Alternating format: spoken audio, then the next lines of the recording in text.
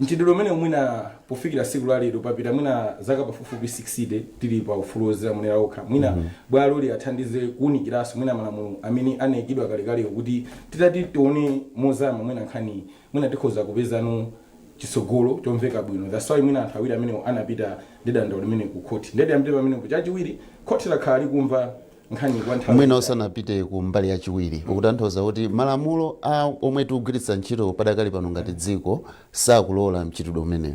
Malamulo amene tikugwiritsa ntchito padakali pano ngati dziko salola amuna kapena akazi okhaokha kuchita zogonana. Tikhoza kunena mwachidule kuti ndi zoletsedwa. Ma same sex marriages kwathu kuno kukhala ngati ndi chinthu chachilendo sichinavomerezeke. Ukapezeka kutero ndithu ni mlandu kuti ukhoza kukhala kundende za mdziko muno kwa zaka mwina pafupifupi 19 tikunena ndikuti pa Chingerezi pamene pa 14 years. Umalowa kumbali yachiwiri. Mbali yachiwiri nde kesi imene ndakhandibisatira bwino anthu akumbali zonse ziwiri zokhuzidwa akhala kubweretsa umboni. Tiyambire kumeneko kwa odandaula oyamba amene ali Wim Aakazi amene ndi nzika ya ku dziko limene la Holland kapena kuti Netherlands. Akufunisisa mwina kuti dziko la Malawi litayamba mwina akulola kuti amuna okhaokha kapena kuti akazi okhaokha atamalola kumachita mwina mchitidwe wogonana. Chifukwa chani iwo umboni wawo kwambiri amasindika ponena kuti zankhanza zomwe mwina anthu amene amati ali mgulu limene mwina alochita zimene mdziko muno amakumana nazo mwina kuti akafuna kupeza thandizo la zinthu zosiyanasiyana tikuwunikira zinthu ngati kuchipatala kuti mwina tilibe malamulo omveka bwino onena kuti kodi tikakumana ndi mwina ndi anthu angati awawa mwina tingathandize bwino motani. Kachiwiri ajana gonani umboni wawo kwambiri analunjika kwambiri pamene paponena kuti iwo akukhulupirira kuti ajana gonani mwina akwanza athu amene akuonera nthawi ino wireless imene ya kanema ya MBC adakali ali kundende amene akuyankha mlandu wangati zinthu zomwezi.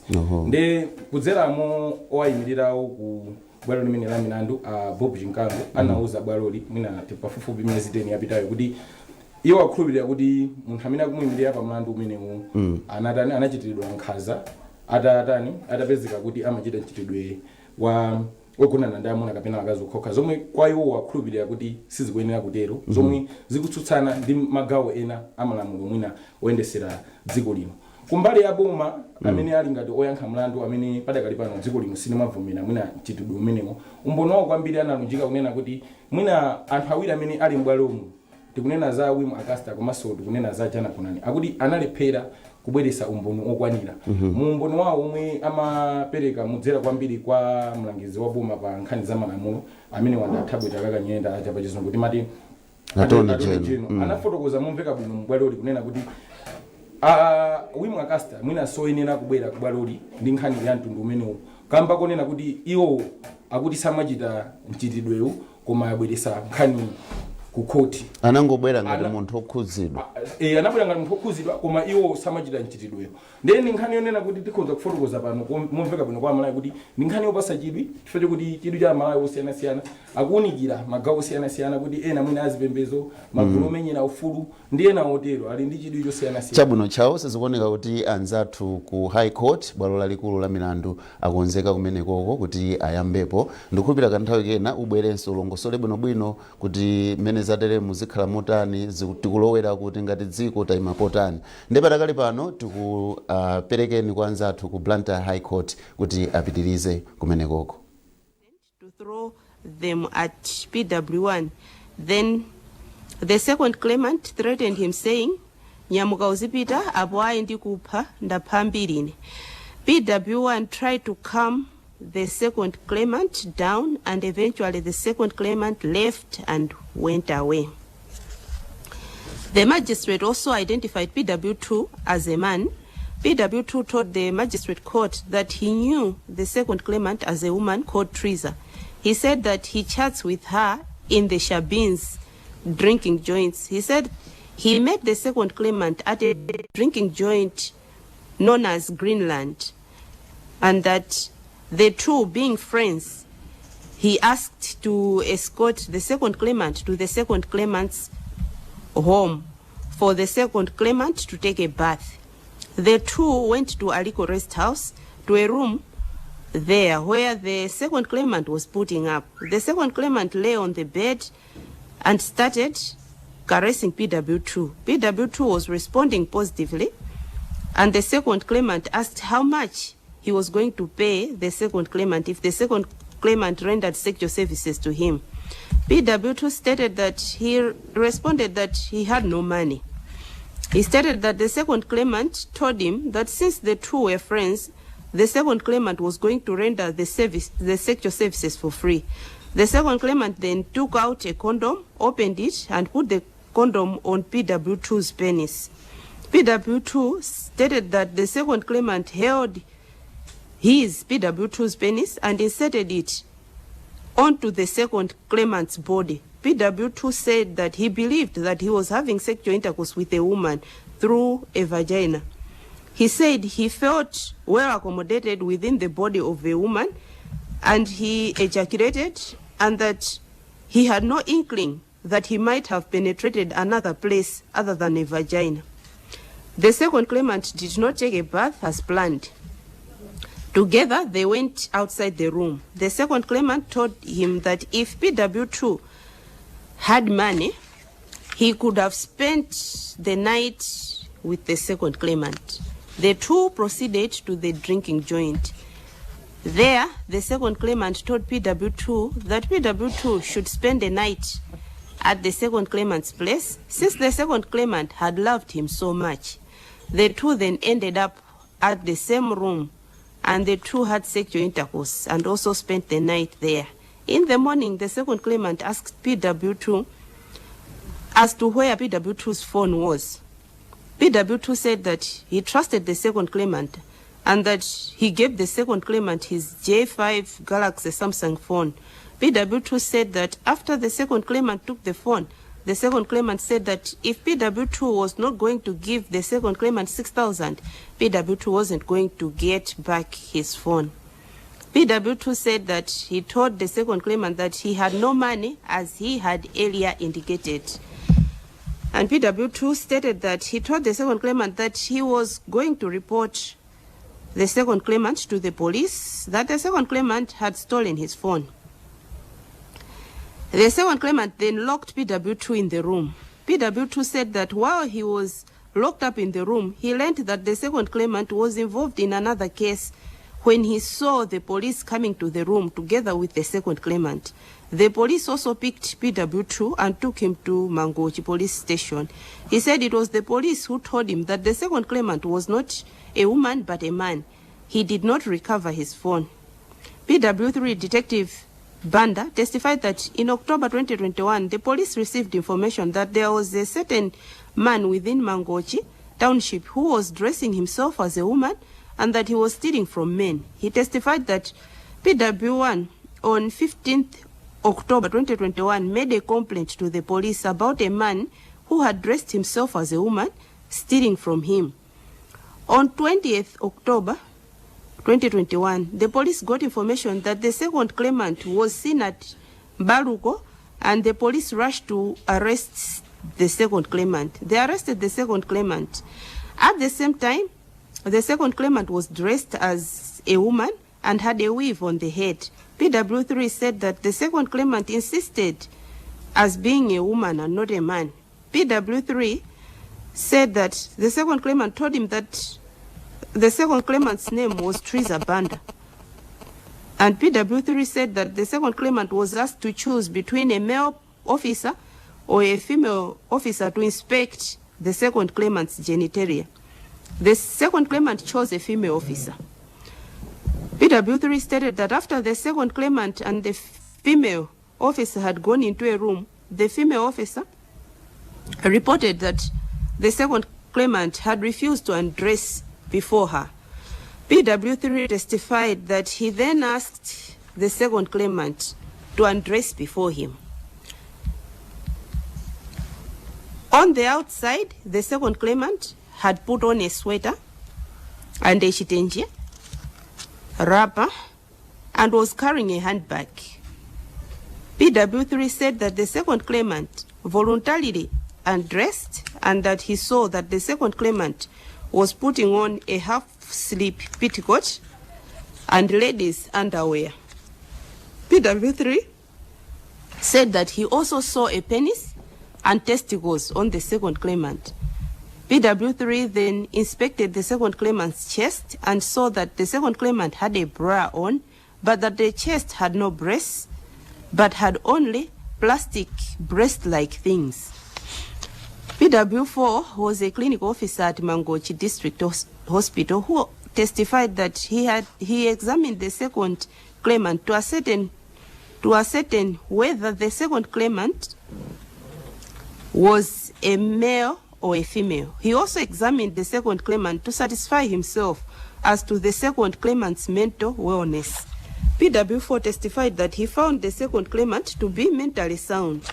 He said he examined the second claimant's sex using a machine which measures the neurology of a person. He said the second claimant scored 15 out of 15 as a male. He also said he examined the second claimant's chest cavity and also the abdominal cavity and found that both were functioning properly. He then examined the second claimant's genitalia and found that the second claimant had a penis, 2 testicles, and an anus. He said he did not find any ambiguity in terms of the second claimant's genitalia, as happens with some people who may possess both genitals. PW5, the police investigator, recovered the 2 cell phones that the second claimant had taken from PW1 and PW2. He recovered them from the second claimant's handbag. In the question statement, the second claimant admitted to being approached by PW1 for sexual intercourse services. The second claimant also admitted to having accepted to offer such, and that the 2 went up to the second claimant's room. There they slept until morning. From there they went to FDH Bank, where the 2 parted ways. In his defense, the second claimant expressed a preference of being referred to as a man rather than a woman. The second claimant stated that on 17th October he had gone to the police to report about his stolen phone. While there, the police told him they were looking for him. They also asked him if he was a male or a female. He said he told them that he was a boy. He said the police told him about his alleged involvement in the taking away of PW1's and PW2's phones. He said he was cautioned for these offenses and then released. On his dressing, the second claimant testified that everyone has a right to dress as he wishes. He also said that he is sponsored by SEDEP and HRDC in what he does. He said he was born with a disability and that he does not have sexual intercourse with women as he feels like he is a woman. The magistrate found that the second claimant falsely represented himself as a woman in order to defraud PW1 and PW2 and convicted him on the 2 counts of obtaining by false pretenses, contrary to Section 318 as read with Section 319 of the Penal Code. He also found the second claimant to have permitted PW2 to commit an unnatural offense by letting PW2 penetrate the second claimant's anus. The sworn statement in support of the second applicant's application. The second applicant put in a sworn statement made by Alexandra Muller of Berlin in Germany. In it, Alexandra Muller stated that she is a general practitioner and also an empirical medical sociological researcher.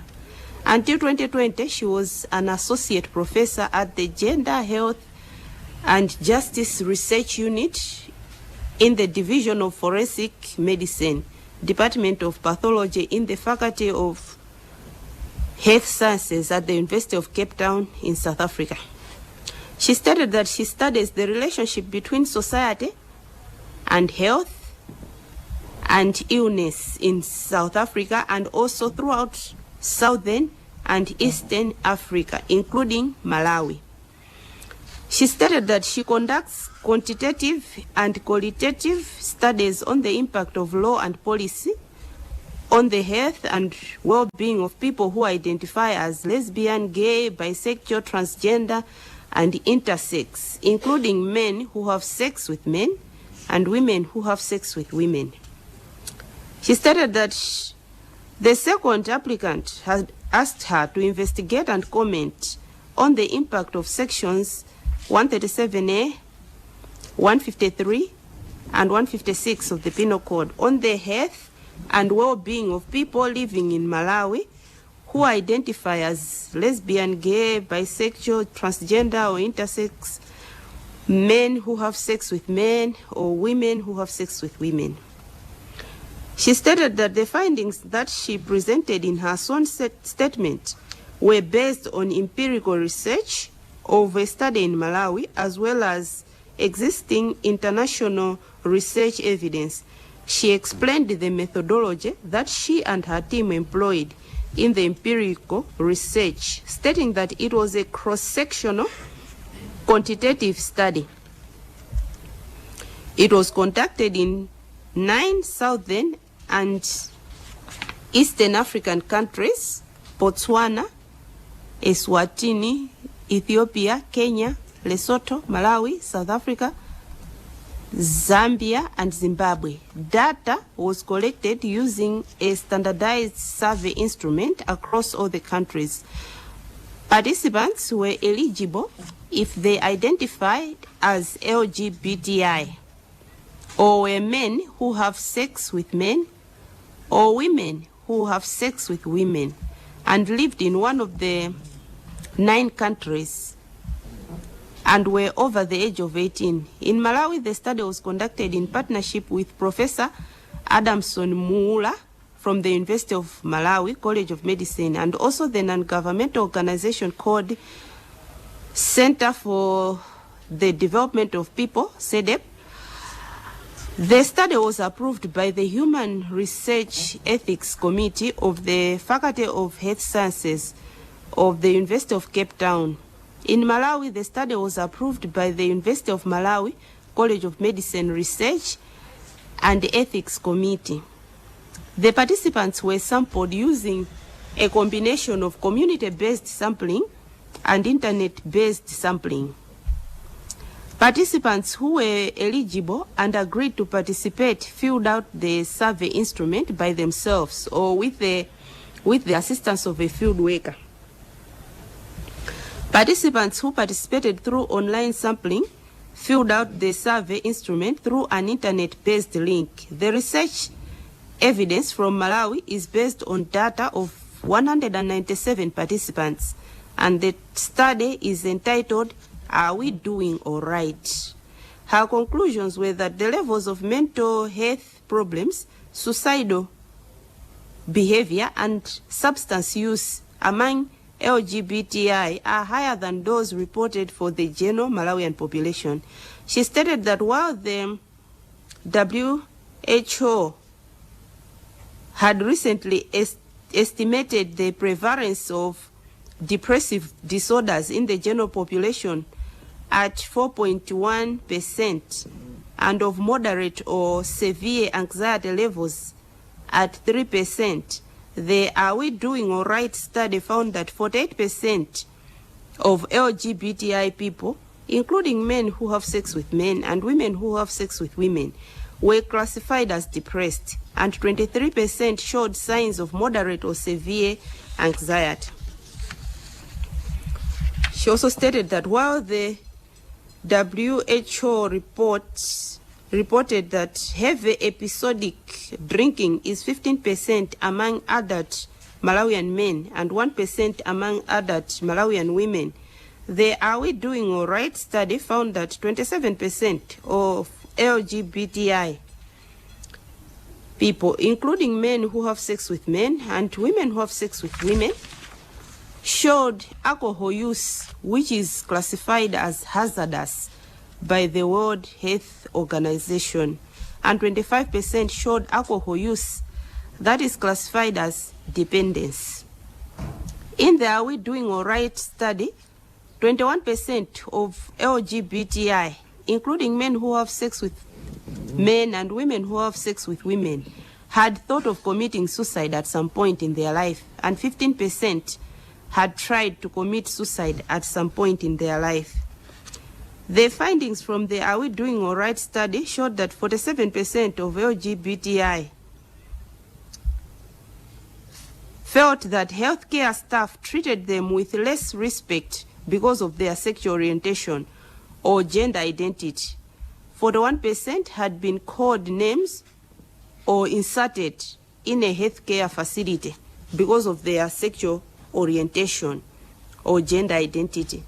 And 34% had been denied health care because of their sexual orientation or gender identity.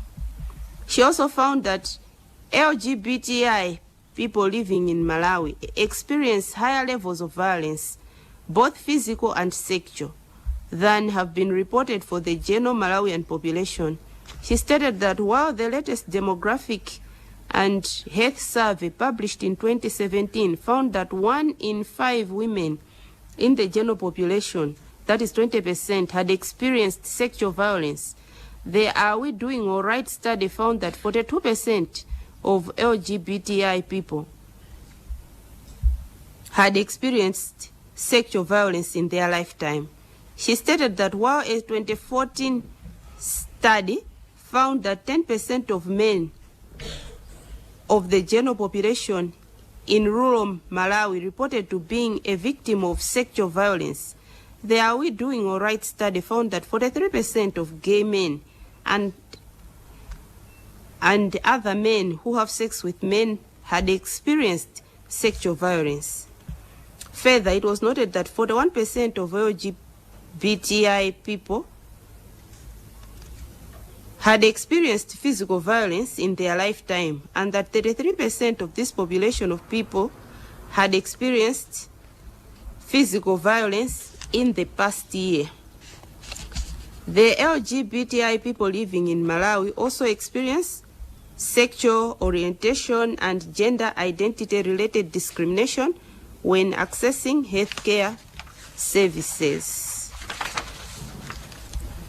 The disparities in mental health status are, at least in part, due to minority stress, like linked to stigma, prejudice, and discrimination based on sexual orientation and gender identity.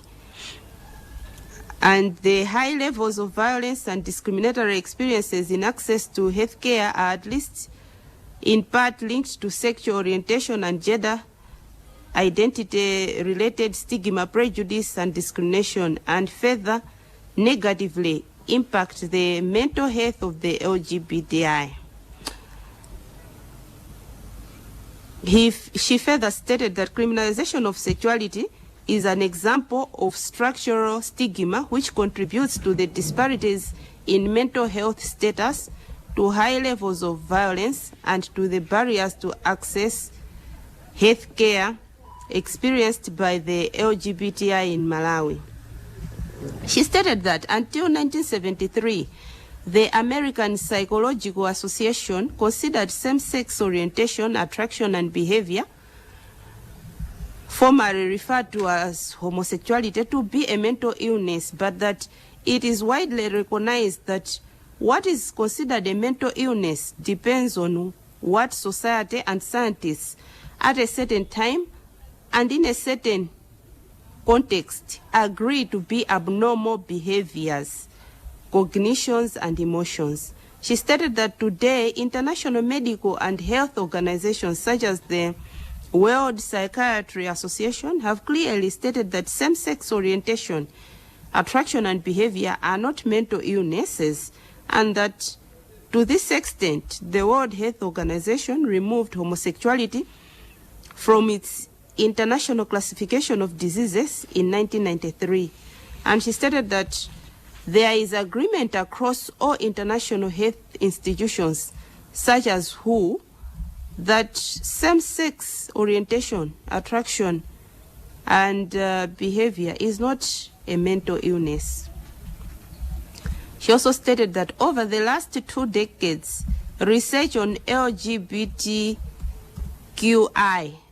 people's health and exposure to violence has highlighted substantial vulnerabilities to ill health and health disparities based on sexual orientation and gender identity in many parts of the world. There is a large body of international research evidence for the broad-ranging negative consequences of stigma, marginalization, and discrimination on the health of LGBTQI. For example, stated that a 2011 landmark report on sexual and gender minority health, the United States Institute of Medicine pointed out that LGBTQI people are at an increased risk of violence, harassment, and victimization. She further stated that studies document that compared to heterosexual cisgender counterparts, LGBTQI people suffer from more mental health disorders such as substance abuse, including alcohol, tobacco, and illegal drug use. Affective disorders, for example, depression and anxiety disorders, and suicide. The reason given for this is that for these disparities in mental health outcomes is that stigma, widespread disapproval held by many people in a society, prejudice, and discrimination lead to stressful social environments for LGBTQI people, and that this is called minority stress. She stated that there are 4 distinct ways in which minority stress negatively affects the mental health of LGBTQI people. First, chronic and acute events of social circumstances might add to stress. This might include experiences of discrimination in healthcare facilities or schools, or being insulted or harassed in private or public. Second, expecting such stressful events and guarding oneself against them also leads to stress, regardless of whether or not the discriminatory encounter actually happens. Third, hearing negative discriminatory attitudes means that people internalize the idea that they have less value. Fourth, hiding one's sexual orientation in anticipation of discriminatory events further contributes to stress. Anti-gay stigma and the resulting minority stress directly impacts the life expectancy of LGBTQI. She said a recent study was found that LGBTQI people who live in areas with high levels of stigma died 12 years sooner than LGBTQI people who lived in areas with low levels of stigma. She said the same study found that LGBTQI people who lived in areas with high stigma were 3 times more likely to die from homicide and violence-related deaths when compared to LGBTQI people living in areas of low stigma. Structural stigma describes social stigma that is institutionalized or made into law, such as laws that criminalize consensual same-sex behavior, like sections 137A, 153, and 156 of the Penal Code, and that studies have shown that structural stigma, meaning discriminatory laws and policies that deprive a group of people of certain rights, contribute to high levels of health problems among that group of people.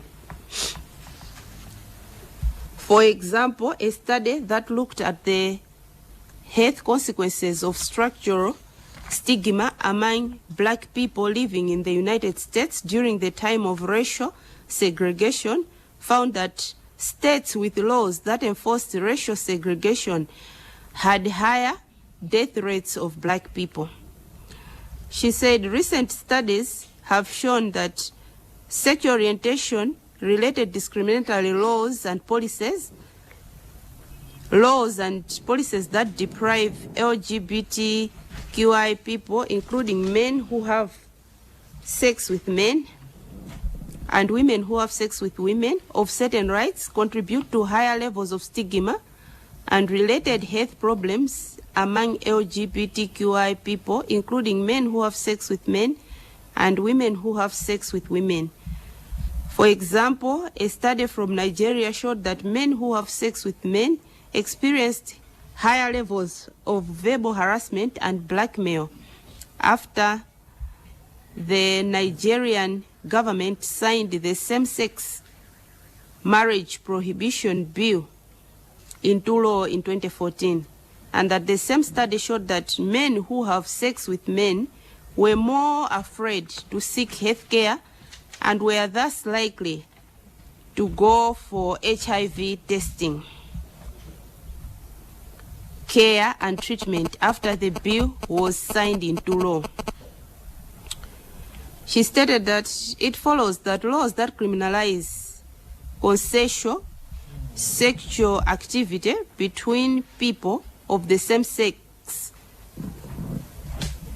which sections are 137A, 153 and 156 of the Penal Code, do contribute to prejudicial attitudes against LGBTQI persons in Malawi and in the wider population, and that these prejudicial attitudes are justified by the criminalization of consensual same-sex sexual activities and manifest in several forms, including violence, discrimination in accessing civil services, including healthcare, and disparate health outcomes. We move to the first claimant's arguments. It is submitted for the first claimant that Section 20 of the Constitution prohibits discrimination in any form on any of the grounds like race, color, sex, social origin, or other status. It is argued that the Constitution's prohibition extends beyond the grounds expressly listed and covers any form of discrimination on grounds analogous with those expressly mentioned, and that the term other status can be read to extend the grounds to a person's sexual orientation. It is further argued that a similar conclusion can be reached on the basis of Article 2 of the International Covenant of Civil and Political Rights. The first claimant has pointed out that the Canadian Supreme Court held that sexual orientation is a ground analogous to those listed in the Canadian Constitution, stating that what these grounds have in common is the fact that they often serve as the basis for stereotypical decisions made not on the basis of merit, but on the basis of a personal characteristic that is immutable or changeable only at an unacceptable cost to personal identity. It is submitted that sections 153 paragraph A, 154 and 156, and especially 153 paragraph A of the Penal Code, though they seem neutral on the face of them, they target persons who engage in a particular form of sexual conduct, which is almost universally identified with persons of a homosexual orientation. It is thus argued that these provisions therefore contravene Section 20 of the Constitution, which prohibits discrimination. It is said that criminalizing same-sex sexual activities, such as sodomy, is tantamount to discriminating a class of persons based on the status of their sexual orientation. The effect is the nullification or impairment of their recognition, exercise, or enjoyment of all rights and freedoms by homosexuals on an equal footing with heterosexuals. Counsel for the first claimant has quoted from the South African case of National Coalition for Gay and Lesbian Equality versus Minister of Justice, which considered similar provisions as the ones under challenge, where Justice Ackerman said that Section 9, subsection 3 of the South African Constitution, which provides for the right to non-discrimination, applies, I quote, applies equally to the orientation of persons who are bisexual or transsexual, and it also applies to the orientation of persons who might on a single occasion only be erotically attracted to a member of their own sex. Close quote. Counsel for the first claimant also highlighted that it was the unanimous view of the court in that case that the issue of gay relationships is not only a matter of protecting the right to privacy, but are also affording equal opportunity of wealth and dignity to gay men, including self-actualization and fulfillment that comes from asserting one's sexual identity. And that the court went further to rule that the inclusion of the offense of sodomy in the schedules of Criminal Procedure and Evidence Act and also in the Security Officers Act was a violation of human rights and indeed a limitation of human rights. It was further pointed out that Justice Ackerman had also stated that the criminalization of sodomy in private between consenting males was a severe limitation on the right to equality in relation to sexual orientation and at the same time a severe limitation of the right to privacy, dignity, and freedom. It has been submitted that the Penal Code does not define against the order of nature or state as to what amounts to gross indecency, even though in judicial parlance, against the order of nature is stated to refer to sexual intercourse which does not involve penile vaginal penetration. The claimants argue that such a failure to define these terms causes sections 153 paragraph A and 156 to fail the test of legality of a law.